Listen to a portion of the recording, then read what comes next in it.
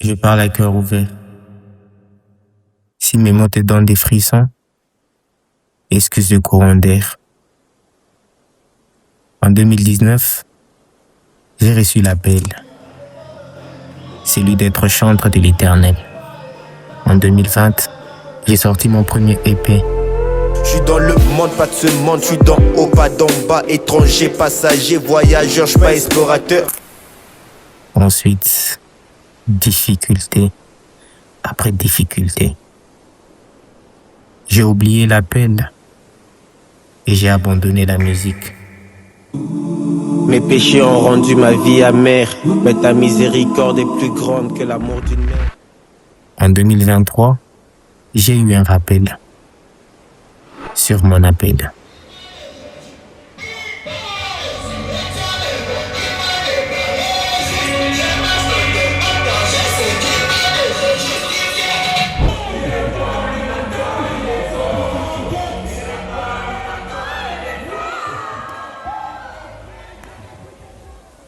En début d'année 2024, je suis retourné au studio pour la préparation de mon second EP.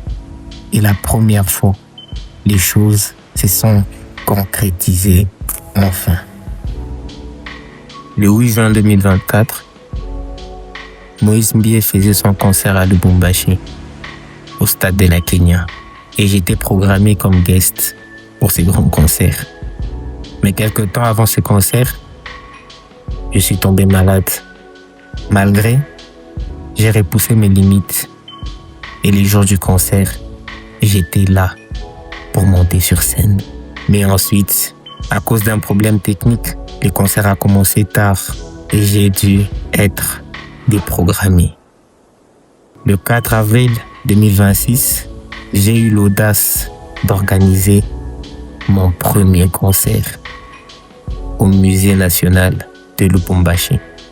J'ai dit que c'était à cœur ouvert, donc je vais tout te raconter. Ces jours-là, j'étais stupéfait. Il y avait du monde. J'ai été honoré par la présence de pasteurs, bergers et d'autres serviteurs de Dieu que j'avais invités. Et mes collègues artistes gospel urbains aussi avaient répondu à l'invitation. En plus de cela, le peuple de Dieu était bel et bien prêt à m'entendre chanter. Et dans mon cœur, je me suis dit, Dieu ne ment pas. Mais juste quand je suis monté sur scène, il y a eu un problème technique. Oui, encore lui. Il m'a empêché de chanter. Et suite à ça, j'ai eu beaucoup de messages de soutien et d'encouragement venant d'un peu partout. Seulement moi, j'arrivais pas à comprendre pourquoi il m'encourageait. Alors l'Éternel m'a raconté notre histoire. Il m'a raconté l'histoire de l'appel. Entre le 8 juin 2024 et le 4 avril 2026, il s'est passé une chose majeure, au-delà de la réponse de l'appel. Pour la première fois, j'ai eu une conversation avec lui. J'ai eu une conversation avec celui qui m'a appelé.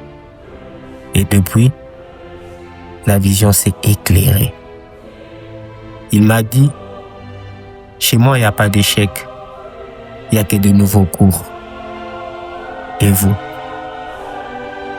Est-ce que vous êtes prêts à répondre à votre appel? Et enfin, avoir une conversation avec lui?